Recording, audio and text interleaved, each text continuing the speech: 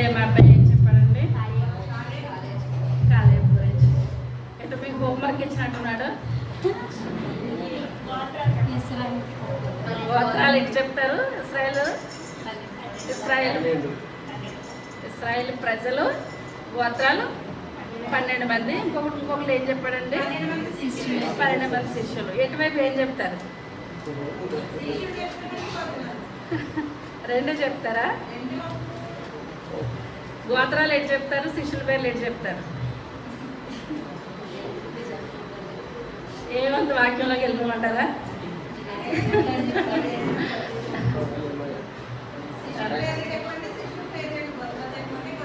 దేవుని నామానికి వందనాలు. సమయం లేదు. మొదటి రాజుల గ్రంథము 2వ అధ్యాయము మొట్టమొదటి వచనం. దావీదునకు మరణకాలం సమీపింపగా ఇలాగు ఆజ్ఞ ఇచ్చెను, లోకులందరూ పోవలసిన మార్గమున నేను పోవచ్చున్నాను.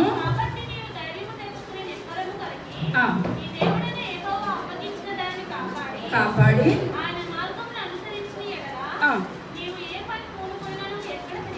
ఎక్కడ తిరిగినను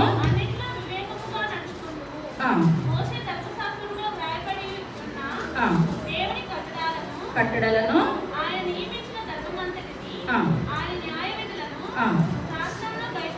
చాలా చిన్న ప్రార్థన చేసుకుందాం.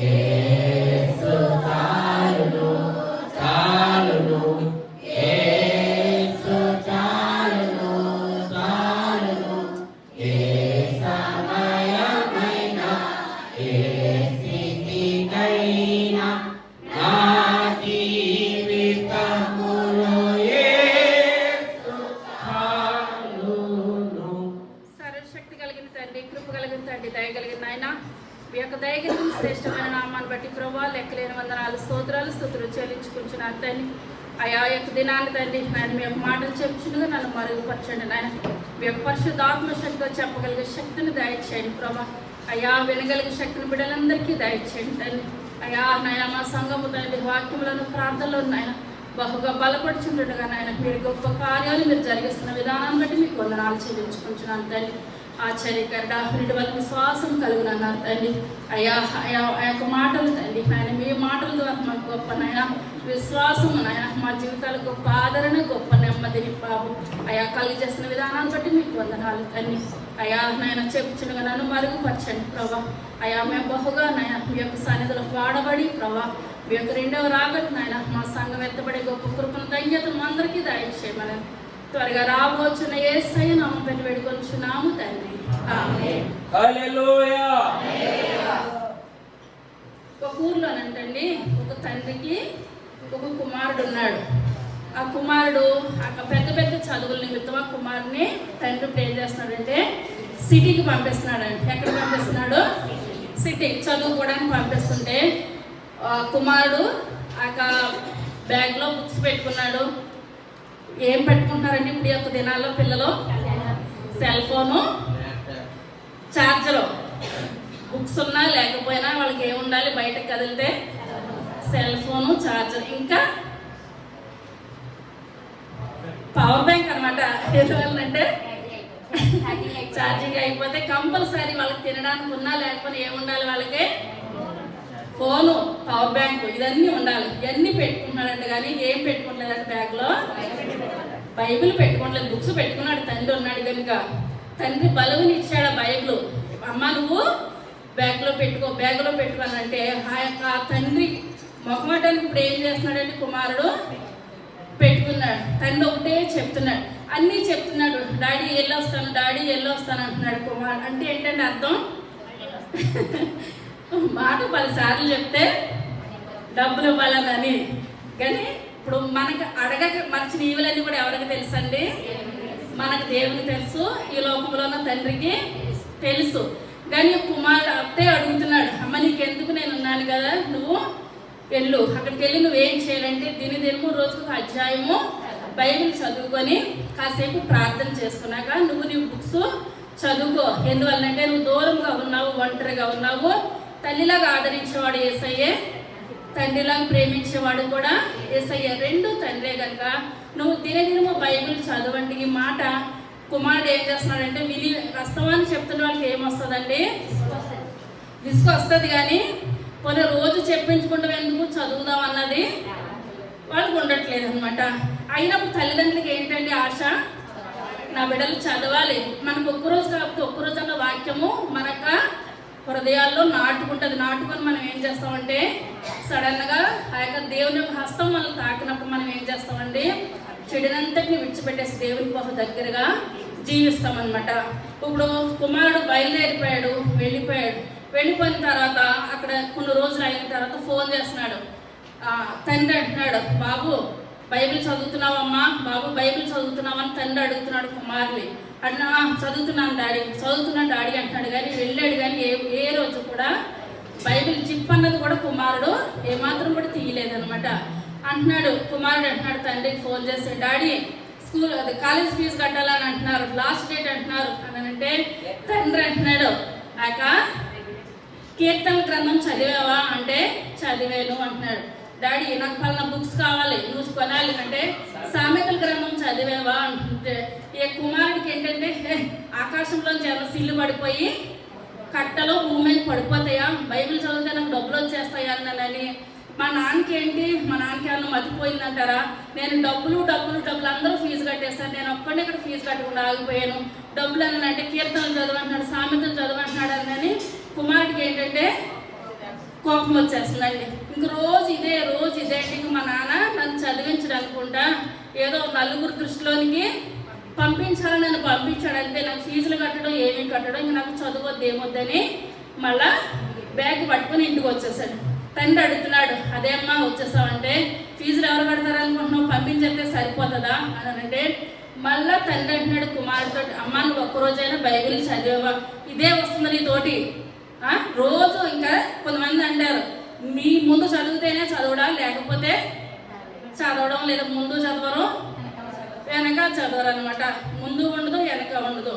కానీ వాళ్ళు ఏంటంటే ఇప్పుడు తల్లిదండ్రుల ఆశ ఏంటంటే ఇప్పుడు మనం చిన్నప్పుడు ఒక 4-5 సంవత్సరాల వరకు బిడ్డలు మనం కొట్టగలుగుతాము, తిట్టగలుగుతాము. అంతకు మించి మనం బిడ్డల్ని ఏమీ చేయలేము. ప్రార్థన ఒకటే వాళ్ళు సరి చేయగలిగింది ఎవరండి? దేవుడు తప్పించి మనం ఎవ్వరూ కూడా ఏమీ చేయలేము అనమాట. అప్పుడు ఆ కుమారుడు పట్టుకొచ్చేసినప్పుడు అక్కడ తండ్రి అంటున్నాడు, నువ్వు ఏ అధ్యాయం చదివావో చూపించి అన్నట్టు అప్పుడు జిప్పు తీస్తున్నాడు అనమాట. తీస్తుంటే కవర్లో పెడుతున్నాడు, బాబు కాలేజ్ ఫీజు ఇదిగో, నీ బుక్స్కి ఇదిగో. ఎక్కడికెక్కడ తండ్రి ఏం చేస్తాడండి, ఆ బైబిల్లోనూ డబ్బులు పెట్టాడు. ఈ రకంగా కుమారుడు బైబిల్ చదువుతాడేమో, ఒక్కరోజు కాకపోతే ఒక్కరోజన్నా చదివి ఆ కుమారుడు అక్కడ స్థిరపడతాడేమో అని అనుకుంటే చదివితే కుమారుడు స్థిరపడతాడంటారా? స్థిరపడతాడు. కానీ ఇప్పుడు ఏంటంటే ఇప్పుడు దావీదు మహారాజు కూడా ఆయన ఎన్నిసార్లు ప్రార్థన చేసాడని చెప్పుకున్నామండి వాక్యము. 3 సార్లు ప్రార్థించేవాడు, 7 సార్లు స్తుతించేవాడు అనమాట. ఇప్పుడు మనకు అన్నీ కూడా ఒకసారి నాకు అది ఇచ్చేనని ఆమెను అంటాం అంతవరకే. కానీ మనం మోకరించి ప్రభా ఒక్కొక్క దినాన నేను తినడానికి తిండి లేని స్థితి, కట్టుకోవడానికి వస్త్రం లేని స్థితి ప్రభా, నాకు ఈ రకంగా నేను ఉన్నానంటే కేవలము మీరు ఇచ్చిన కృపనైనా అని ఆయన చేసిన మేళ్ళన్నీ కూడా మనం ఏం చేయాలంటండి జ్ఞాపకం చేసుకోవాలి. ఆయన మేళ్ళని జ్ఞాపకం చేసుకోవడంతో మన జీవితం మన హృదయం ఏమైపోతుందండి, కరిగిపోతుంది అనమాట. అప్పుడు ఇవన్నీ అయిపోయిన తర్వాత మళ్ళా ఇంత టైం అని పెట్టుకోవాలి మనం. అప్పుడు ఏం చేయాలి, ప్రభా మీ చిత్తమైతే నాకు అది దయచేయండి ప్రభా అని మనం ప్రార్థన చేయాలి. కానీ మనం ఏంటంటే కూర, చారు, పెరిగాను అన్నీ కూడా కలగలి ఒకసారి ప్రార్థనలో ఇదంతా కూడా చేసేస్తాం. కానీ దావీదు అలా చేయలేదు, మంచిగా చేసేవాడు, అన్నీ బాగున్నాయి. కానీ దావీదు జీవితంలో తన కుమారులకి గద్దించలేదండి. ఏం చేయలేదు? గద్దించలేదు. వాళ్ళు తప్పు చేసినా సర్లే తెలవని పిల్లలు కదా, తెలవని పిల్లలు యవ్వన వయసులో చేయరాని పని చేసినప్పటికీ కూడా గద్దించి దెబ్బ కొట్టాడు అన్నది దావీదు తన జీవితంలో చేయలేదు. మనం ఏంటంటే బిడ్డల మీద ప్రేమ చూపిస్తాం, కానీ బైబిల్ ఏమని చెప్తుంది? ప్రేమ చూపించాలని ఉన్నది, గద్దించాలి. బెత్తం వాడినవాడు తండ్రే కాదనమాట. ఇప్పుడు మన బిడ్డలు కొట్టేమన్నారని కొట్టేయడం, తిట్టేమన్నారని తిట్టేయడం కాదు, కానీ సమయం సందర్భాన్ని బట్టి మనం ఏం చేయాలండి? గద్దించినప్పుడు గద్దించాలి, ప్రేమించినప్పుడు ప్రేమించాలి. కానీ ఏంటంటే దావీదు మహారాజు కుమారులు ఏం చేయలేదండి? ప్రేమించాడు కానీ గద్దించలేదనమాట. చదువుకున్న వాక్యం చదువు. దావీదునకు మరణకాలము సమీపింపగా ఇలాగూ ఆజ్ఞ ఇచ్చెను, లోకులందరూ పోవలసిన మార్గంలో నేను పోవచ్చున్నాను.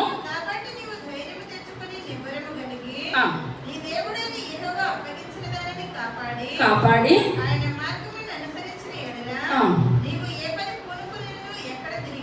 ఎక్కడ తిరిగినను చాలండి. ఇప్పుడు దావీదు మహారాజు చనిపోవడానికి సిద్ధంగా ఉన్నాడు. కానీ దావీదు ఎన్ని యుద్ధాలు చేసినా సరే ఏ యుద్ధంలో కూడా ఆయన పోవటం లేదు, ఏ యుద్ధంలో కూడా ఆయన మరణం లేదు. రెండు కూడా లేవు. ఏమి లేవండి? ఓటమి లేదు, మరణం లేదు. దావీదుతో దేవుడు సెలవిచ్చాడు, నువ్వు వృద్ధాప్యమందు నువ్వు చనిపోతావు అంతే తప్పించి ఒక నేను వచ్చి పొడిసేయడం కానీ అటువంటిది ఏంటి కూడా లేదని దేవుడు దావీదుతో చెప్పిన విధంగానే జరిగింది. ఇప్పుడు చనిపోయేటప్పుడైనా తన కుమారుడు సొలొమోను పిలిచి మాట్లాడుతున్నాడు. ఆ కుమారుడితో అంటున్నాడు, నువ్వు భయపడద్దు, ఏది చేయొద్దు. ఇప్పుడు దావీదు ఒక తండ్రి కూడా చనిపోయడే లేదా? ప్రతి ఒక్కరు కూడా భూమి మీద పుట్టిన వాళ్ళు పుట్టినట్టు ఎవ్వరూ ఉండరు, ఇద్దరే ఎత్తబడ్డారు. మరలా వాళ్ళకు కూడా మరలా మరణం వస్తుంది అనమాట. మనం పుట్టిన వాళ్ళు పుట్టినట్టు ఉండము. కొంతమందికి ఆయుష్ దేవుడు ఎక్కువిస్తాడు, కొంతమంది తక్కువ ఇస్తాడు, అంతే. అంతకు మించి ఏది కూడా లేదు. కానీ చనిపోయేటప్పుడు కుమారుడితో అంటున్నాడు, లోకులందరూ ఎలా వెళ్ళిపోతున్నారో ఆ దారిని నేను వెళ్ళిపోతున్నాను. నువ్వు నిబ్బరం తెచ్చుకో, ధైర్యం తెచ్చుకో. నా తండ్రి చనిపోయాడు కదా, నేను ఇది పరిపాలన చేయలేను కదా, నువ్వు ఏమాత్రం కూడా అనుకోవద్దు. దేవుని సన్నిధిలో నువ్వు అడిగినట్లయితే దేవుడు నీకు ఏమిస్తాడు? జ్ఞానాన్ని ఇస్తాడు, జ్ఞాపకశక్తిని ఇస్తాడు, ప్రతీది కూడా ఇస్తాడు. కానీ ఇదంతా కూడా ఇవ్వాలంటే నువ్వు ఎలా ఉండాలి? వివేకము కలిగి, వినయం కలిగి ఉండాలి. నువ్వు ఏ పని పూనుకున్నాను, ఎక్కడ తిరిగినానో, నువ్వు ఎక్కడికి వెళ్ళినానో, నువ్వు వివేకం కలిగి జీవిస్తేనే దేవుడు నీకు ఏం చేస్తాడండి? విజయాన్ని ఇస్తాడు. కానీ మనలో తప్పు పెట్టుకొని విజయం కావాలంటే వస్తుందంటారా? ఏమాత్రం కూడా రాదన్నమాట. ఇప్పుడు ఇదంతా చెప్పి కుమారుడు ఇప్పుడు ఈయన ఏం చేస్తాడండి? దావీదు మహారాజు ధైర్యపరిచాడు. ఇప్పుడు ఆ యొక్క తన యొక్క తల్లి ఎవరు? బెత్షెబ కుమారుడికి అన్న ధైర్యం చెప్పిందంటారా? చెప్పిందా? చెప్పింది. ఏం చెప్పింది? సామెతల గ్రంథము 31వ అధ్యాయము 1వ వచనం. దేవోక్తి, నా కుమారుడా నేనేమందును,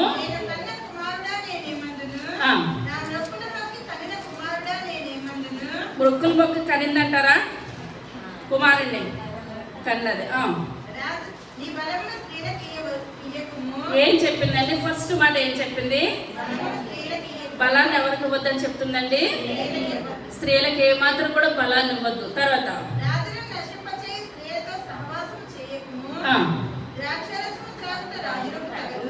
ద్రాక్షారసము త్రాగుట రాజులకు తగదు, లెమోయేలు అది రాజులకు తగదు.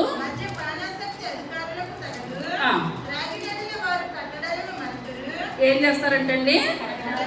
కట్టడాలను మర్చుతురు,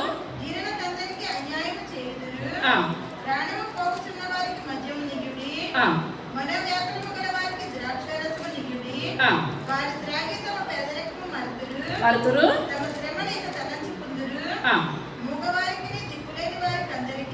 చాలండి.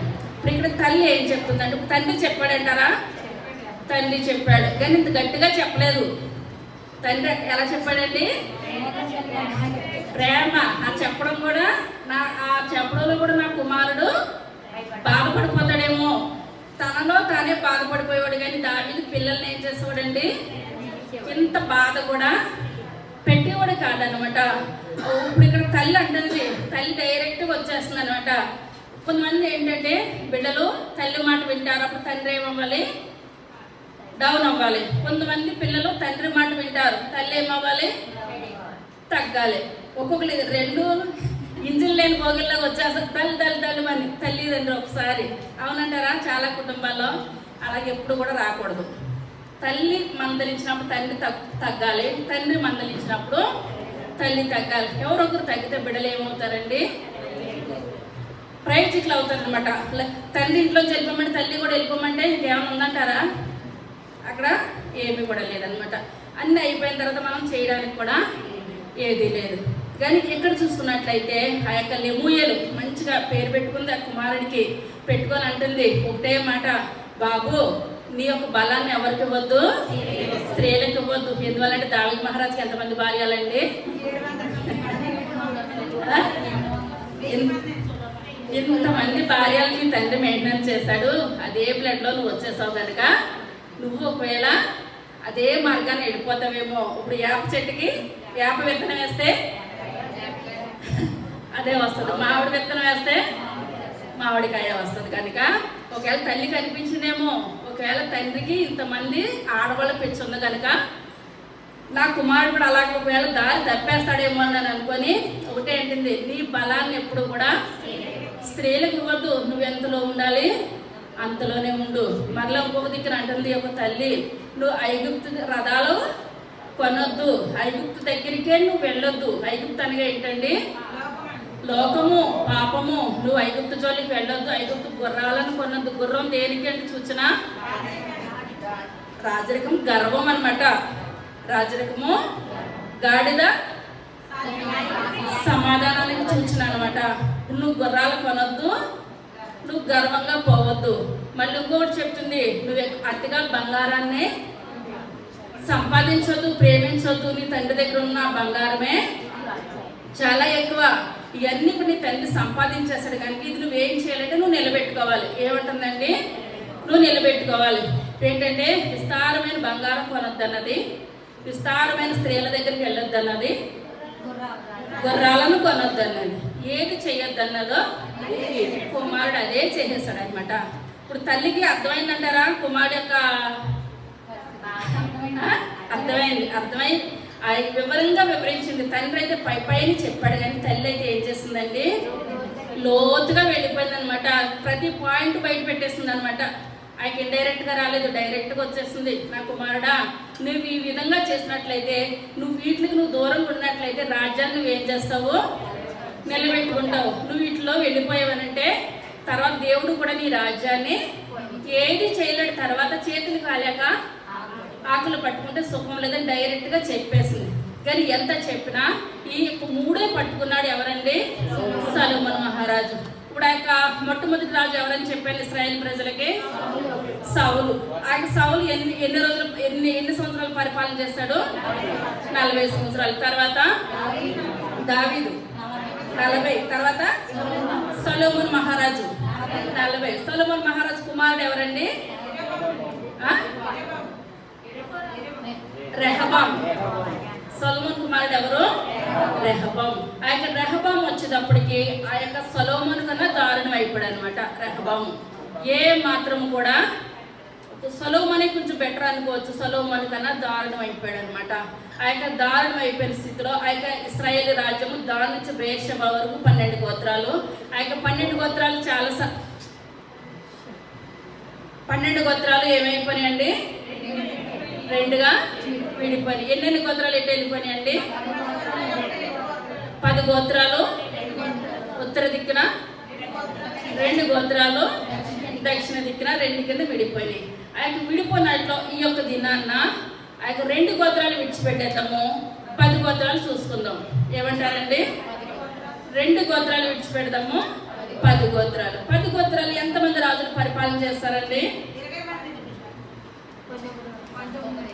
19 మంది రాజులు పరిపాలన చేశారనమాట. ఆ యొక్క ఉత్తర గోత్రాలు ఎంతమంది అండి? 19 మంది. ఆ యొక్క దక్షిణ గోత్రాలనే 20 మంది రాజులు. ఆ యొక్క ఉత్తర గోత్రాల రాజుల పేర్లు ఎవరైనా చెప్పగలుగుతారా? కొన్నైనా చెప్పగలుగుతారా? ఈరోజు చెప్తాను, వచ్చేవారు అన్న కంటతో పెట్టుకొస్తారంటారా? మానేస్తారా? ఫస్ట్ యెరోబాము టక్టగా రాసుకోండి, తర్వాత లేదు యూట్యూబ్లో రాసుకోండి. ఫస్ట్ యెరోబాము, 2 నాదాబు, 3 బయోషా, 4 ఏలా, 5 జిమ్రి, 6 ఒమ్రి, 7 అహాబు, 8 అహజ్యా, 9 యెహోరాము, 10 యెహో, 11 యెహోయాహాజు, 12 యెహోయాషు, 13 యెహోబాము 2, 14 జకర్యా, 15 షల్లూము, 16 మనహేము, 17 పిహత్యా, 18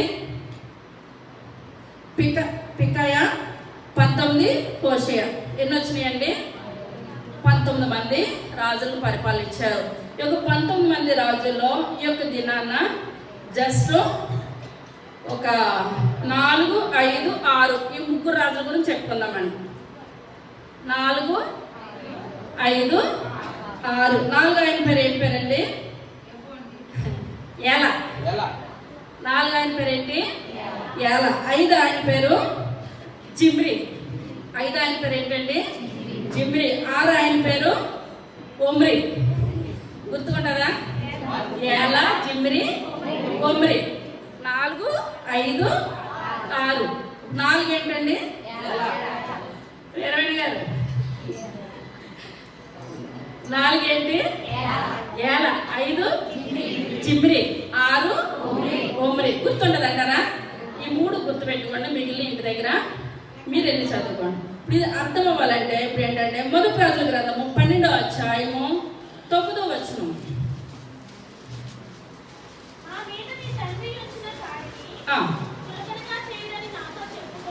చెప్పుకొనినా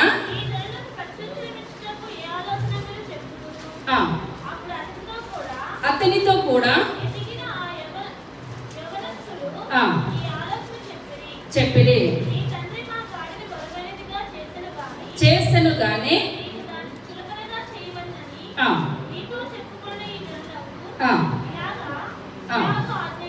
ఆజ్ఞయము. నా తండ్రి నడుము కంటే పెద్దదిగా ఉండును. నేను ఆ కాడిని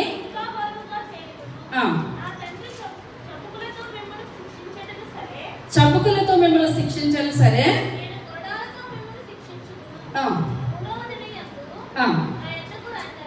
నా యొద్దకు రండని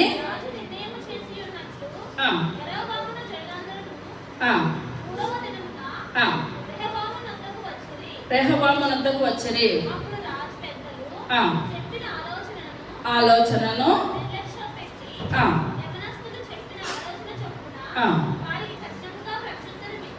ప్రత్యుత్తరమిచ్చి నా తండ్రి బరువుగా చేశాను గాని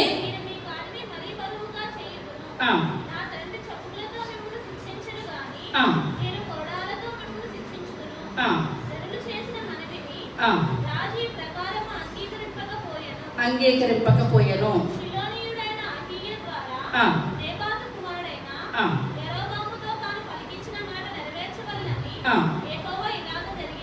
చాలండి.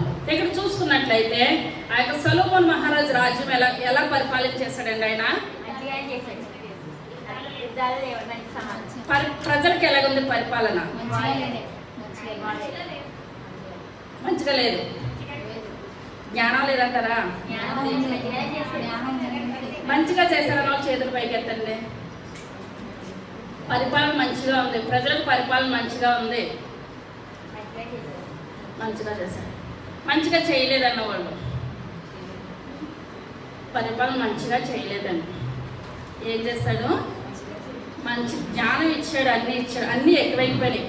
ఎందువల్లంటే ఇప్పుడు ఇతనికి తల్లి చెప్పింది కదా, స్త్రీల వ్యామోహము ఎక్కువైపోయింది, బంగారం ఎక్కువైపోయింది కనుక ఏదన్నా ఒక బంగారం ప్లేట్ కొనాలని అంటే ఎన్ని చేయించాలంటే సొలొమోను 1000 బంగారం ప్లేట్లు చేయించాలి. ప్రతిదీ ఒక్కడికి బదులు 1000 ఈ రకంగా చేయించాలని అంటే ఇప్పుడు ఇతనికి ఎంత రావాలంటే రాబడి, ఇప్పుడు ఎంత గొప్పోడైనా మనం అనుకుంటాము అది పేదవాళ్ళ యొక్క స్థితే మంచిగా ఉంటుంది చెప్పాలనంటే, ఉన్న వాళ్ళకి తగ్గట్టు ఉన్న వాళ్ళకి ఎక్కువ తిప్పలు ఉంటాయి అనమాట. లేని వాళ్ళే శుభ్రంగా తెచ్చుకుంటారు, వండుకుంటారు, కంటి నిండా నిద్ర ఉంటుంది, కడుపు నిండా తిండి ఉంటుంది, చాలు. మన ఈ లోకంలోకి వస్తే ఏది పట్టుకురామో వెళ్ళిపోతే ఏది కూడా పట్టుకొని వెళ్ళిపోమన్నమాట. కానీ ఇక్కడ ఏంటంటే ఏది చేసినా సొలొమోను మహారాజు 1000 చేయించాలన్నమాట. ఒకరు చేయించకపోతే బాగోదు కనుక ఇశ్రాయేలు ప్రజల మీద పన్నులు ఎక్కువ వేసేస్తున్నాడు అనమాట. ఏం చేస్తున్నాడండి, విస్తారమైన పన్నులు వేసేస్తుంటే వీళ్ళ పన్నులు కట్టలేకపోయి ఇప్పుడు తన కుమారుడైన ఎవరండి, రెహబాము. రెహబాము రాజ్యానికి వచ్చినప్పుడు ప్రజలందరూ కలిసికట్టుగా అప్పటి వరకు 12 గోత్రాలు కలిసి ఉండి వాళ్ళందరూ ఆలోచించి వచ్చారు, నీ తండ్రి పరిపాలన మాకు మంచిగా లేదు, మాకు పన్నులు వేసేస్తున్నారు, తినప్పుడు ఇప్పుడు ఏం చేయలేదు, వాళ్ళు పన్నులు కట్టాలి, రాబడి తక్కువైపోయింది, పన్నులు కట్టడం ఎక్కువైపోయింది, నువ్వు మా మీద దయించి నువ్వేదైనా పన్నులు తగ్గించినట్లయితే మీ తండ్రి పెట్టి చాకరీ కన్నా నీకు ఎక్కువ పెట్టి చాకరీ చేస్తాము, ఆలోచించుకోవాలని మేము మళ్ళీ 3 దినాలు నీకు సమయం ఇచ్చిన తర్వాత రాజా నువ్వు ఆలోచించుకోండి మరలా మేము వస్తామని చెప్పి వెళ్ళిపోయినప్పుడు ఇతను ఏం చేయాలంటే తన తండ్రి రాజ్యంలో గొప్పవారు పెద్దవారు వయసులో పెద్దవారిని పిలిచి ఇతను ఏం చేయాలంటే సలహా తీసుకోవాలి.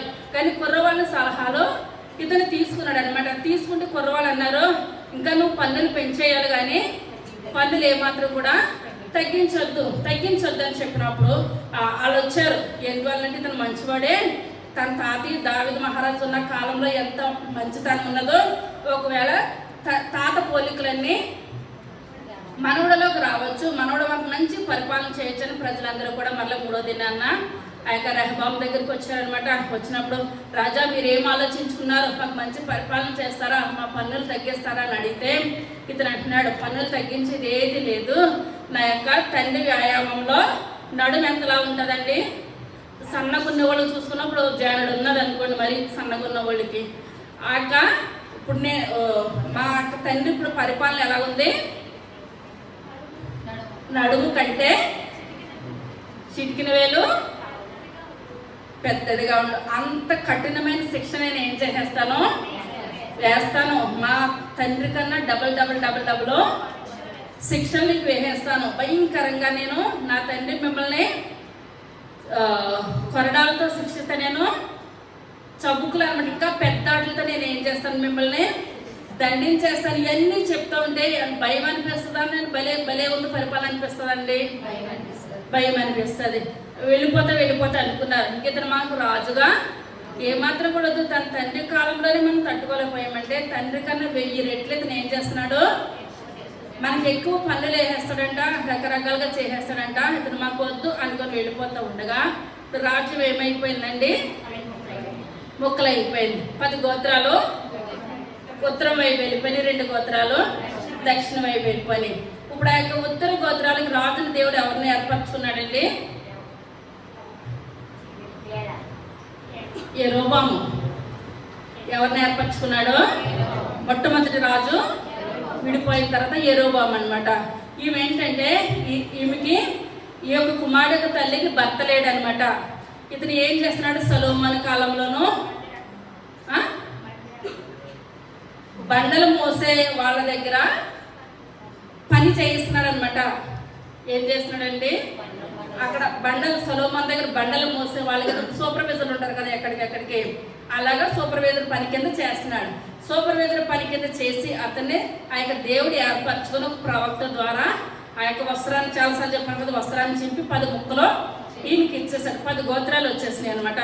ఇప్పుడు ఆ బండలు మోసే పనికి అధికారిగా అయిన అతన్ని దేవుడు ఏం చేస్తాడు, రాజు కింద అభిషేకం చేస్తాడు. అప్పుడు ఇతను అనుకున్నాడు కొంతకాలము, అయ్యా నా యొక్క తల్లి భర్త లేనిది, ఎందుకు ఉపయోగపడలేనటువంటి ఆ యొక్క తల్లి కడుపుని నేను పుట్టాను, ఏ యోగ్యత లేని చిన్న పనిలో ఉన్న నన్ను ఏం చేస్తావయ్యా, రాజుకి నన్ను అభిషేకం చేసావు, మీ యొక్క రుణాన్ని నేను తీర్చుకోలేనని ఫస్ట్ స్టార్టింగ్ మంచిగానే ఉంది. తర్వాత అనుకుంటారు, ఏమనుకుంటారంటే డబ్బు ఎక్కువ కలిగేటప్పటికి దేవుడు ఇచ్చాడేంటి, నాకు తెలివితేటలను బట్టి నాకు వచ్చిందంటే. మనకు ఆయుష్ ఇచ్చేది ఆయన, ఆరోగ్యం ఇచ్చేది ఆయన. మనం అనుకుంటాము నేను కష్టపడుతున్నానేమో సంపాదిస్తానేమో. కష్టపడడానికి బయటకు వెళ్ళి సిటీ బస్ ఎక్కడానికి కూడా దేవుడు ఏమివ్వాలండి, ఓపుగా ఇవ్వాలి. నలుగురు మోసుకెళ్ళి బస్సులో కూర్చోబెట్టి మనిషి ఏమన్నా పనిలో పెట్టుకుంటారా? ఎవరో పెట్టుకోరు. పని చేయడానికి కలిగిన ఓపుగా శక్తిని దేవుడు ఇవ్వాలి. ఇతను స్టార్టింగ్ బాగానే ఉంది కానీ ఎండింగ్ ఇతనిలోనూ గర్వం వచ్చేసింది, అహంభావం వచ్చేసింది. నా యొక్క శక్తిని బట్టి బలాన్ని బట్టి నేను రాజు కింద అయ్యానని. ఇప్పుడు ఇతను ఏం చేస్తాడంటే బేతేలులో ఒక దూడను పెట్టాడు, దానిలో ఒక దూడను పెట్టి ఆ యొక్క విగ్రహాలు పెట్టేసేసి మీరు ఈ విగ్రహాలనే పూజించండి. కానీ ఇప్పుడు 2 గోత్రాలు యెరూషలేము దగ్గర ఉన్నాయి కదా, ఇశ్రాయేల్ ప్రజలు వాడికి ఏంటండి యెరూషలేము దగ్గరికి వెళ్ళి వాళ్ళు ఏం చేయాలి, పస్కాని ఆచరించడానికి తప్పనిసరిగా అక్కడికి వెళ్తారు. వెళ్ళిన తర్వాత వాళ్ళు ఒకవేళ మారిపోతారేమో, నన్ను విడిచిపెట్టేసి ఆ గోత్రాల్లో కలిసిపోతారేమో, వాళ్ళు వెళ్ళకుండా ఇతను ఏం చేస్తాడంటే నేనే దేవుడు నన్ను అనేసి 2 దూడలు పెట్టించేసి మీరు ఇక్కడ విగ్రహారాధన చేయండి. ఇప్పుడు దేవునికి ఏది ఇష్టం ఉండదండి, విగ్రహారాధన అంటే ఎంత మాత్రము కూడా ఇష్టం ఉండదు.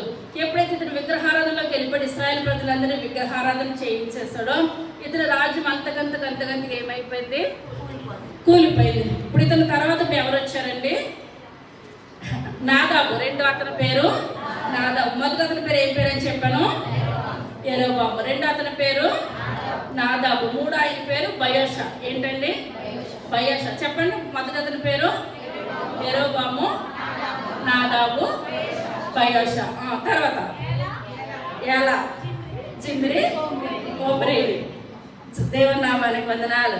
లయంగా చెప్పండి. ఫస్ట్ యెరోబాము, నాదాబు, బయోషా, ఎలా, జిమ్రి, ఒమ్రి. దేవుని నామానికి వందనాలు. ఇప్పుడు మనం ఇంతవరకు చెప్పుకున్నాం కదా, యెరోబాము కథ అయిపోయింది. ఎందువల్ల ఇశ్రాయేల్ ప్రజల్ని అన్యాయం చేస్తాడు, ఏమాత్రం కూడా న్యాయం తీర్చలేదు. నాదాబు గురించి వద్దు, బయోషా గురించి కూడా వద్దు, ఎలా గురించి మనం చెప్పుకుందాం. మొదటి రాజుల గ్రంథము 16వ అధ్యాయము 8వ వచనం. ఆసా ఏలుబడిలో ఏలా ఎక్కడ పరిపాలన చేస్తున్నాడండి, తిర్సా.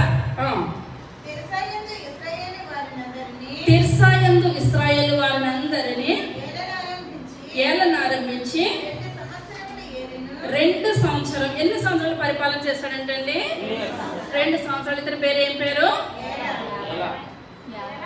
ఎలా. గృహ నిర్వాహకుడగు. ఎవరింట్లో తాగి మత్తుడైపోయి ఉన్నాడండి,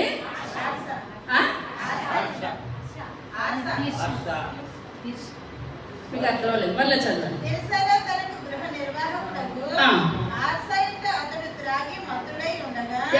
ఎవరు తాగారు, ఎలా తాగాడు అనమాట. ఇప్పుడు ఎవరింట్లో తాగాడు, అర్సా ఇంట్లో ఎలా తాగి మత్తుడు అయిపోయాడు. ఇప్పుడు ఎలా ఎవరు, ఒక రాజు అయి ఉండి వేరే వాళ్ళ ఇంట్లో వెళ్ళి, అది ఏమన్నా కరెక్ట్ అంటారా? లెమోయలు తల్లి ఏం చెప్పింది, మద్యము తాగొద్దు. ఇప్పుడు మద్యం తాగడం ఒక తప్పు అంటే అది తాగేది కూడా ఎవరింట్లో తాగారండి, వేరే వాళ్ళ ఇంట్లో. గృహ నిర్వాహకుడకు అర్సా ఇంట్లోకి వెళ్ళి, గృహ నిర్వాహకుడు ఇంట్లోకి వెళ్ళి ఒక రాజు తాగొచ్చా తాగకూడదా? తాగకూడదు. చేసిన తప్పు అని అంటారా? తప్పే. తర్వాత తాగి మత్తుడై ఉండగా యుద్ధ రథముల అర్ధ భాగము మీద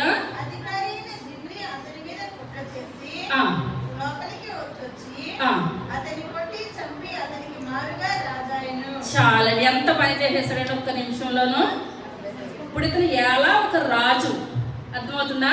ఒక రాజు ఎవరింట్లో తాగాడండి, గృహ నిర్వాహకుడకు అర్సా ఇంట్లో తాగి మత్తుడైపోయాడు అనమాట. అంత మత్తుగా తాగేసేస్తాడు.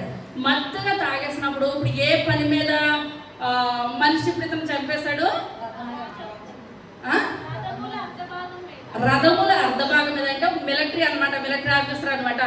ఒక మిలిటరీ ఆఫీసర్ చూసి ఆ యొక్క రథముల మీద అర్ధభాగం మీద ఆఫీసర్ అతన్ని ఇంట్లో తాగి మత్తుడై పడుకున్నావా, నీ పని చెప్తాను అని అనేసి. ఇప్పుడు ఇంట్లో ఉంటే ఇప్పుడు రాజుగారింటికి ఏముంటుందండి? సెక్యూరిటీ ఉంటుంది. ఇప్పుడు ఇక్కడ ఏ సెక్యూరిటీ లేదు, ఏది లేకపోవడం చూసి ఇప్పుడు అతను కూడా అరవడానికి ఏది లేదు. భయంకరంగా తాగేసి అతను మత్తుడైపోయి పడుకొని ఉన్నాడు. పడుకొని ఉన్న సమయంలో అతన్ని కొట్టి చంపేసేసాడు అనమాట. కొట్టి చంపేసి ఏమైపోయాడండి? రాజు అయిపోయాడు. ఎంత సులువుగా ప్లాన్ వేసేసాడండి. ఎవరు? జిమ్రీ అనగా దానికి అర్థం ఏంటండి? అడవి మేక. జిమ్రీ అనగా అడవి మేక. అడవి మేక స్వభావం అనమాట. నిమిషంలోనే ఇలాగనుకుంటే అందరూ కూడా రాజు అయిపోతారు. అవునంటారా? చంపేయడం, రాజు అయిపోవడం అనుకున్నాడు. ఒక ప్లాన్ అనుకున్నాడు, మైండ్లో అనుకున్నాడు. చాలా మంది మైండ్లో ఫిక్స్ అయిపోతారు. అది జరిగిపోద్ది అనుకుని ఫిక్స్ అయిపోతారు, కానీ అన్నీ కూడా జరగవు. దేవుని చిత్తం లేకపోతే ఏది కూడా జరగదు. కానీ ఇక్కడ అతను చంపేసి రాజు అయిపోయాడు. తర్వాత ఆశా ఎలుబడిలో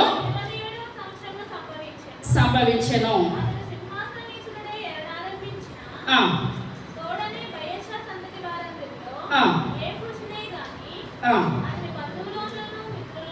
బంధువులలో నుండి మిత్రులలో నుండి ఎవరినే గాని చాలండి. ఒకవేళ ఇప్పుడు ఇతన్ని చంపేశాడు కదండి, యాలను చంపేశాడు కదా. ఇప్పుడు యాల తర్వాత యాల యొక్క బంధువులు కానీ ఆ యొక్క మిత్రులు కానీ ఎవరైనా రాజు కింద అయిపోతారేమో అనుకుని ఒక్కడు ఇప్పుడు ఎవరెవరిని చంపేస్తున్నాడండి? తన దగ్గర సంబంధాలందరినీ కూడా ఇప్పుడు శేషం ఏమీ లేకుండా టప్ టప్ టప్ టప్ లైన్గా చంపుకుంటూ వచ్చేసాడు. చంపుకుంటూ వచ్చేటప్పటికి అక్కడ ఇంకా ఆధారం ఏది కూడా ప్రజలకు లేకుండా అందరినీ చంపేసి ఇప్పుడు ఇతను సింహాసనం ఎక్కేసాడు. సింహాసనం ఎక్కేసి అనుకున్నాడు, ఇంకా నన్ను ఎవరూ చూడలేదు. ఒకరిని వాళ్ళు చంపినప్పుడు వీళ్ళు చూడలేదు, వీళ్ళని చంపినప్పుడు వాళ్ళు చూడలేదు. ఎవరు చూడకుండా మొత్తం ఇశ్రాయేలు అక్కడ ఉన్న అతనికి యాలకు సంబంధించిన మనుషులందరినీ కూడా చంపేశాడు. ఇప్పుడు ఇతని దగ్గరికి వచ్చి నువ్వు పలానా రోజున పలానా మనిషిని చంపేస్తావు కదా, అతని బంధువులు చంపేసి నువ్వు రాజు అయిపోయి అనడానికి అన్న మనిషి కూడా అక్కడ ఎవరూ లేకుండా ఇప్పుడు ఇతను ఏమనుకున్నాడండి? నేను రాజుని అయిపోయాను, ఇంకా నాకు తిరిగి లేదు, ఇంకా నన్ను ఎవరు కూడా ఏమి అనరు అని అనుకున్నాడు. కానీ మనం చేసే పని ఎవరు చూడపని ఎవరు చూస్తారండి? మన దేవుడు చూస్తాడు. ఒక్కొక్కసారి దేవుడు వెంటనే చూపిస్తాడు, ఒక్కొక్కసారి సమయం పడుతుంది, అంతే. అంతకు మించి ఏది కూడా లేదు. తర్వాత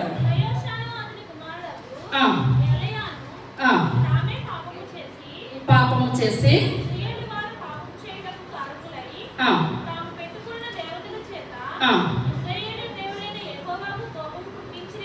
కోపము పుట్టించిరి గనుక యెహూ ద్వారా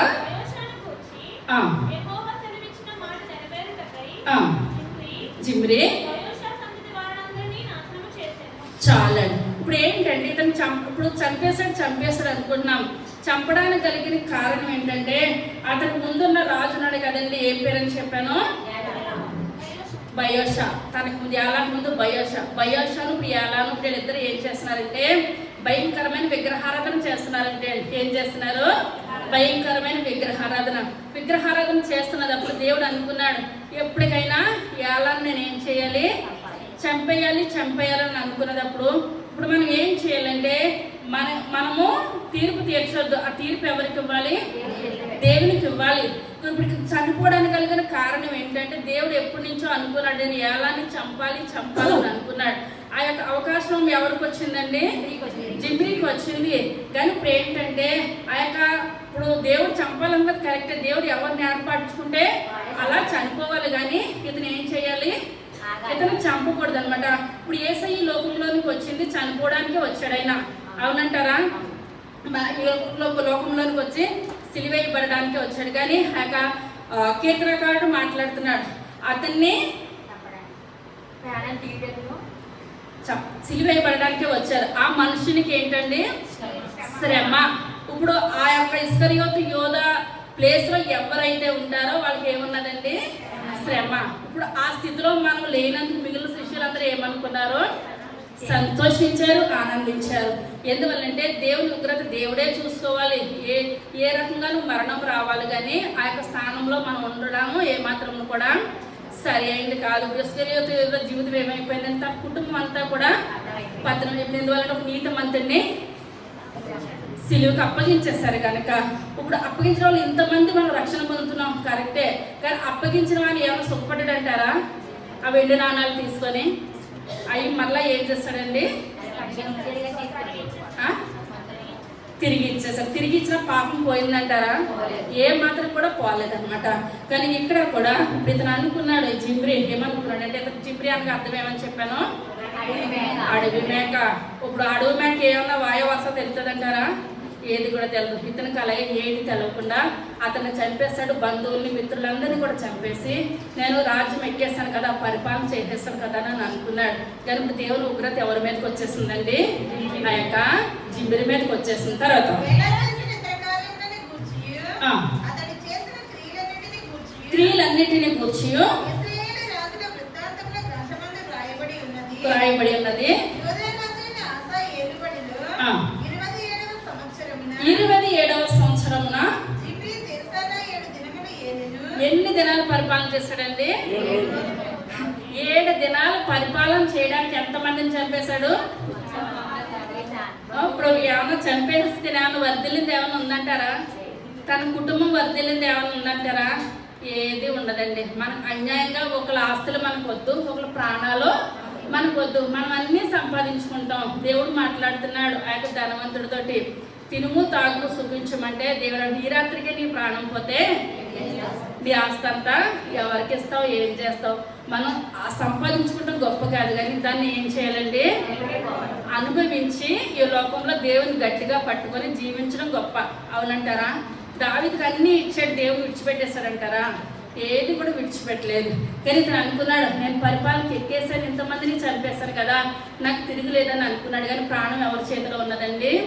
దేవుని చేతిలో ఉన్నది. ఇంతమందిని చంపాడన్న ముద్ర ఆ పైన అగ్నిలో కాలుతాడు అంతే. అతను ఇంత పరిపాలన చేసింది ఎన్ని రోజులండి? 7 రోజులు. ఎంతవరకు ఎంత బేగ తిరిగిపోద్దండి? 7 రోజులకి ఇంత దుర్మార్గం చేసేస్తాడు అనమాట. తర్వాత 15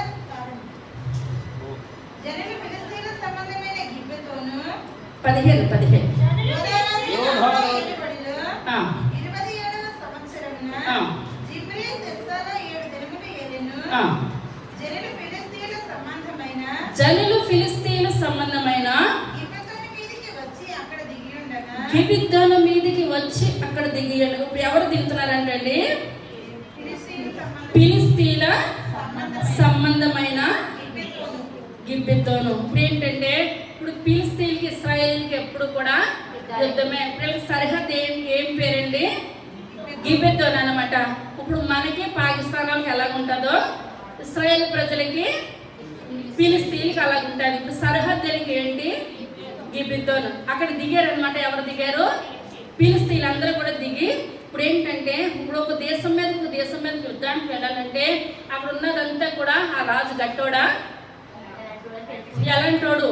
అసలు మా రాజు మీదకి మొత్తం ఇంతమంది యుద్ధానికి వెళ్తే సరిపోతుందా? తక్కువ మంది యుద్ధానికి వెళ్తే సరిపోతుందా?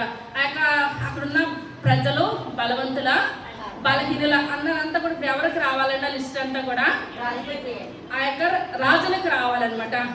అటు వచ్చినప్పుడు ఇప్పుడు ఫిలిస్తీన్లు వచ్చారు కదా, అక్కడికి వచ్చినప్పుడు ఇప్పుడు ఏళ్ళ ప్రజలు కూడా ఇక్కడికి వచ్చారు కదా, వచ్చి మాట్లాడుకుంటుంటే ఇప్పుడు అక్కడ అనుకుంటున్నారనమాట ప్రజలందరూ ఏమని, జిమ్రీ అన్నటోడు మంచోడు కలిపి అనుకుంటున్నాడు. జిమ్రీ నేను రాజ్యానికి ఎక్కేసేస్తాడు, అలా 7 రోజులు అయిపోయినాయి అనుకున్నాడు. ఒక్కరు కూడా ఇప్పుడు ఏమనట్లేదు, నువ్వు ఎలా చంపేసావు కదా అన్న మాట ఒక్కరు కూడా అతను ముఖం మీదకి వచ్చి అనట్లేదు కనుక ఇతను అనుకుంటున్నాడు, ఇంకా నా పేరు జీవితంలో బయటికి రాదు. ఒక రాజును చంపేసి ఒక మిలిటరీ ఒక అధికారిని సింహాసనం ఎక్కేసాను అన్న విషయము బయటికి రాదు. ఇంక నేనే రాజు అనుకొని మంచిగా ఉన్నాడు అనమాట.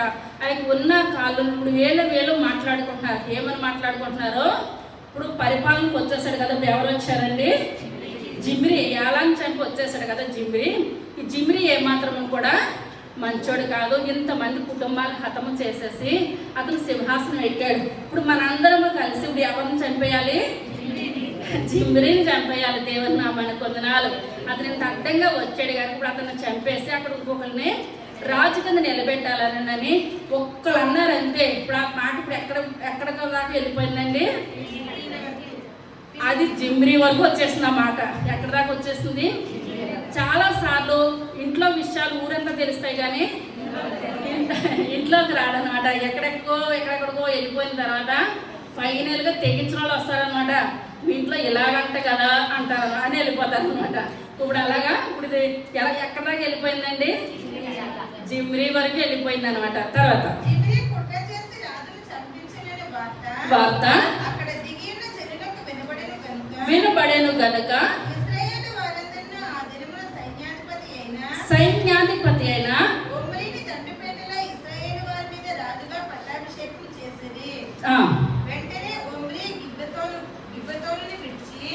గిబెతోనును విడిచి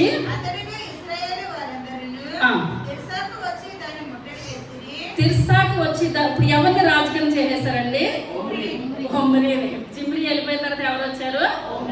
అర్థమవుతుందా? ఫస్ట్ ఏలాని చంపేసి ఎవరు వచ్చారు? జిమ్రీ వచ్చాడు. జిమ్రీని చంపేసి ఇప్పుడు ఎవరు రావాలనుకుంటున్నారు? ఒమ్రీ.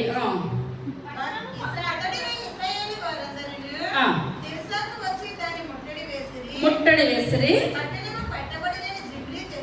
జిమ్రీ తెలుసుకొని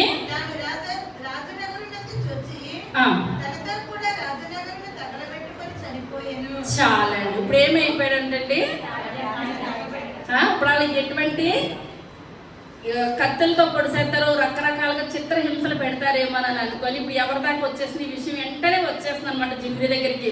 ఒక మనుషుడు వచ్చి ఇప్పుడు యుద్ధాలు ఎవరెవరికో కాదు, వీళ్ళందరూ వచ్చి ఇప్పుడు ఎవరి మీద యుద్ధం చేస్తానికి చూస్తున్నారు? జిమ్రీ నిన్నే చంపేయడానికి చూస్తున్నారని చెప్పేటప్పటికి అతను తట్టుకోలేక అనుకుని ఉండొచ్చు 7 రోజులుగా నా తిప్పలో. ఎన్ని రోజులకండి? 7 రోజులుగా తిప్పలో. దేవుడు అంటున్నాడు, మోసపోకుడి, దేవుడు ఎక్కిరించబడడు. నువ్వు ఏది విత్తుతావో అదే కోస్తావు. మనం ఏది విత్తుతామో అదే కోస్తాము. మన పరలోక రాజ్యంలోకి వెళ్ళిన తర్వాత మన ప్రార్థనా జీవితాన్ని బట్టి, మన క్రియలను బట్టి మనము పరలోకం ఉన్నదా నరకం ఉన్నదా దేవుడు చెప్పవసరలే. మన క్రియలను బట్టి మనకే దారి కనబడిపోద్దంట. ఏంటండి? ప్రార్థనా జీవితం ఉంటే పరలోకం వెళ్తాము, లేకుంటే నరకం. దేవుడు చెప్పవసరం లేదు, మనకే ముందు దారి తీసేద్దాం. జిమ్రీకి తెలిసి ఇప్పుడు నేను చేయలేదు, నాకు ఆధారం చూపించాను అని అంటున్నాడండి. ఏమనలేదు. తన రాజ్యానికి ఏం చేస్తాడు? నిప్పి పెట్టేసుకున్నాడు. నేను ఈ రాజ్యం వరకే కదా నేను ఇన్ని తిప్పలాట్లు పడ్డాను, నేను లేనప్పుడు ఈ రాజ్యం ఎందుకు అనుకొని ఆ యొక్క కోటకి ఏం చేస్తాడు? నిప్పెట్టేసుకున్నాడు. నిప్పెట్టేసుకొని అనుకుంటారేమో అని అనుకొని ఒకవేళ కోట తగలబడిపోయి కోటలో ఉన్న రాజుగారు చనిపోయారు అనుకుంటారేమో అని నన్ను అనుకొని నిజం ఎప్పటికైనా 1 రోజు 2 రోజులను 3వ రోజుకి అది దానంతట అదే బయటకు వచ్చారు. ఏమన్నా సాధించింది ఉందంటారా? సంపాదించింది ఏదన్నా ఉందంటారా? 7 రోజులకే చనిపోయాడు కదా దేవుడు ఇతని పాపాలు ఏమన్నా క్షమిస్తాడంటారా? ఏది కూడా క్షమించేది ఏది కూడా లేదు. మనం ఏం చేయాలి? మనం ఏది విత్తుతామో ఇప్పుడు అతను చంపకపోతే ఇతనికి ఏమవునండి? ఇప్పుడు మంచి ఉద్యోగమే ఉంది కదా, ఇప్పుడు మిలిటరీ ఆఫీసర్ అంటే చిన్న చిత్తగా పోస్ట్ అయితే ఏది కూడా కాదు. కానీ ఇతను దేనికి వెళ్ళిపోయాడండి? రాజును చంపడమే కాకుండా తన బంధువుల్ని ప్రతి ఒక్కరిని అతనికి సంబంధించిన వాళ్ళందరినీ కూడా చంపుకుంటా వచ్చేసాడు అనమాట. ఇప్పుడు ఇతను తర్వాత ఇప్పుడు జిమ్రీ ఒమ్రీ దాని పోస్ట్ ఏంటండి? ఒమ్రీ పోస్ట్ ఏంటి? సైన్యాధిపతి. ఇప్పుడు సైన్యాధిపతి కింద ఉన్న అతన్ని అక్కడ అందరూ ఇశ్రాయేలు ప్రజలందరూ కలిసి ఏం చేస్తారండి? రాజకీయం చేసేసారు కనుక అతను నిలబడ్డాడు. అవునంటారా? అడ్డదారులు తొక్కలేదు. ఎవరు తొక్కలేదు? ఒమ్రీ అడ్డదారులు తొక్కలేదు. ఎందువల్లంటే అక్కడే అందరూ కలిసి ఒక నిర్ణయం తీసుకొని ఒమ్రీని రాజకీయం చేశారు. ఇప్పుడు రాజు ఒమ్రీ తర్వాతే ఎవరండి? అహాబ్ భార్య ఎవరు? ఎందువల్లనంటే ఆ యొక్క ఉత్తర రాజులందరూ కూడా దుర్మార్గులే. 19 మంది కూడా ఒకరికి మించిన దుర్మార్గులు ఒకరికి మించిన దుర్మార్గులు ఒకరు. తర్వాతగా రోగులకి రాసిన పత్రిక 12వ అధ్యాయము 19వ వచనం.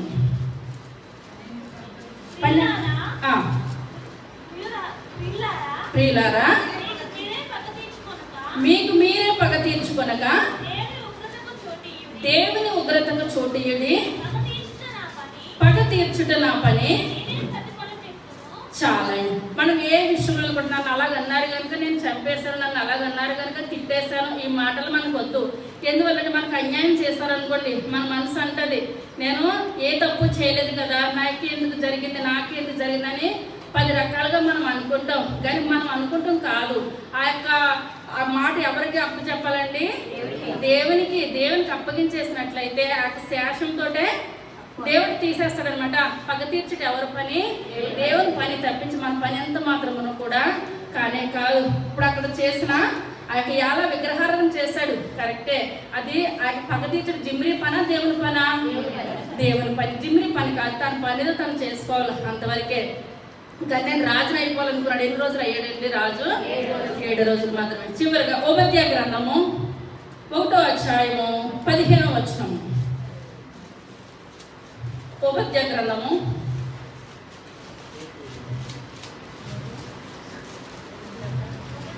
15.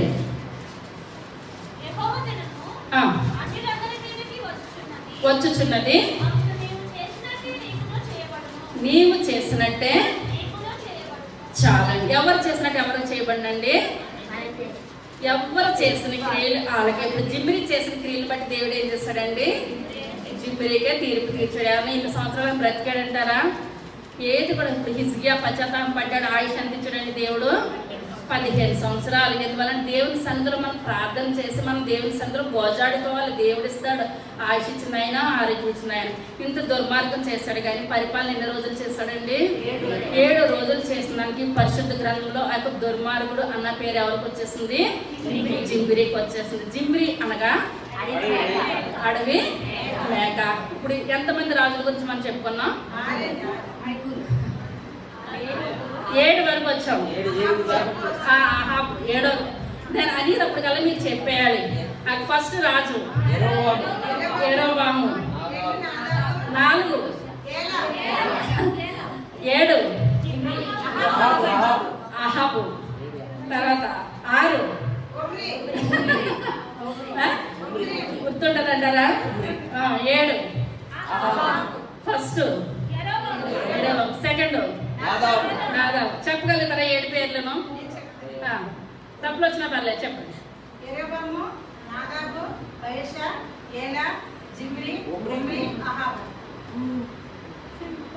ఇంకా చెప్పలు పడదాం. ఇంకా ఎవరైనా చెప్పగలుగుతారా? తప్పు వచ్చినా పర్లేదు.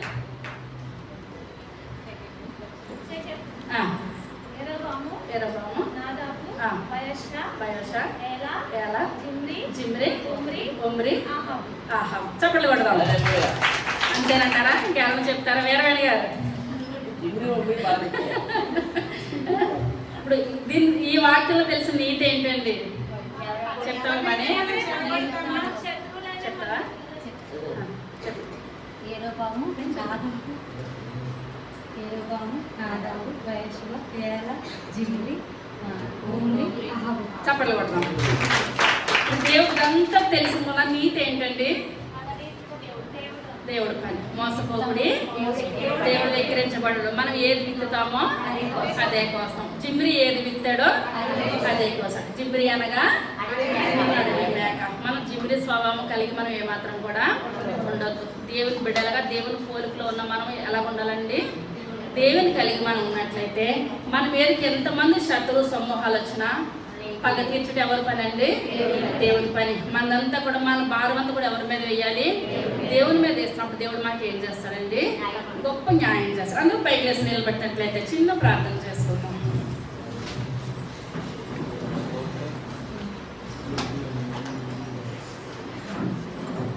సర్వశక్తి కలిగిన తండ్రి, కృప కలిగిన తండ్రి, దయ కలిగిన నాయన, మీ యొక్క దయ కలిగిన శ్రేష్టమైన నామాన్ని బట్టి ప్రభా లెక్కలేని వందనాలు, స్తోత్రాలు, స్తుతులు చెల్లించుకుంటున్నాను తండ్రి.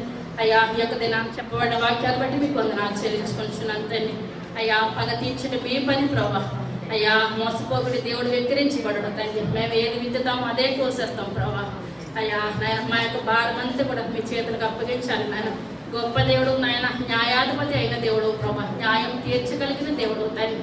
మీరు తప్ప మాకు లోకంలో న్యాయం తీర్చేది ఎవరూ లేరు ప్రభా. పైన ఆకాశం అందే కానీ కింద భూమి అందే కానీ భూమి కింద నీళ్ళ ఎందనే కానీ ప్రభా మీరున్నారు నాయన, మీ మాటలు ఉన్నాయి తండ్రి. అందుని బట్టి మీకు వందనాలు చెల్లించుకుంటున్నాను తండ్రి. అయ్యా మా బిడ్డలను సరిగ్గా పెంచే కృపను మాకు దయచేయండి తండ్రి. అయ్యా బిడ్డల ప్రార్థనా జీవితం పెంచగలిగే తల్లిదండ్రులుగా మమ్మల్ని అందరినీ తీర్చిదిద్దండి ప్రభు. అయ్యా అందరి బిడ్డలు నాయన యవ్వన బిడ్డల వయసులో ఉన్నారు తండ్రి. అయ్యా వాళ్ళు సరైన జీవితం జీవించాలంటే నాయన తల్లిదండ్రులకు ప్రార్థనా జీవితం ఉండాలి, అయ్యా బిడ్డలకు ప్రార్థనా జీవితం ఉండాలి తండ్రి. అయ్యా ప్రార్థన నా బిడ్డలు ఎన్నడికి తొలగిపోయే అవకాశం జిబ్రి లాంటి వాళ్ళు ఎవరూ కారు ప్రభు. అయ్యా నాయన బాబు మేము తండ్రి రేయి మొదటిజాము నాయన మీ యొక్క సన్నిధిలో ప్రార్థించే కృపను అందరికీ తల్లికి మాకు దయచేయండి నాయన. అయ్యా దావీదు చనిపోతే సొలొమోనుకి చెప్పాడు అయ్యా. అయ్యా తల్లి కూడా చెప్పింది ప్రభా, వివరంగా చెప్పారు నాయన. అయినా సొలొమోనులో ఏమాత్రం మార్పు లేదు ప్రభు, అదే కుమారుడులో వచ్చేసింది తండ్రి. అయ్యా మేము అటు రీతిగా కాదు ప్రభు. అయ్యా నేను మా బిడ్డలను తండ్రి నాయన మా సంఘ బిడ్డలందరూ కోరుతున్నాను. మేము అంగలార్చి ప్రార్థించే గొప్ప తల్లులుగా మమ్మల్ని అందరినీ తీర్చిదిద్దండి ప్రభు. ప్రార్థించే తండ్రులుగా మీరు తీర్చిదిద్దండి ప్రభు. అయ్యా నాయన బాబు అయ్యా జిమ్రీ లాంటి వాళ్ళు ఎవరు నాయన ఉండొద్దు ప్రభు. అయ్యా సరైన బిడ్డలుగా ప్రభు మీ యొక్క సన్నిధిలో జీవించే గొప్ప భాగ్యాన్ని దయచేయండి. విన్న వాక్య హృదయగా పోనవద్దు ప్రభు. మా యొక్క జీవితాలు మీరు భద్రపరచండి. అయ్యా మా సంఘం అంతకంతకి వాక్యంలోని ప్రార్థనలు తండ్రి వాడబడగలిగే గొప్ప కృపను దయచేయండి ప్రభు. ఇంకా జరగబోతున్న కార్యక్రమం అంతట్లో కూడా నేను మీరే తోడుగా నేడుగా ఉండి మహిమ ఘనత ప్రభావాలు పొందమని త్వరగా రాబోచిన యేసయ్య నామమున పెట్టుకొనిచున్నాము తండ్రి. ఆమేన్.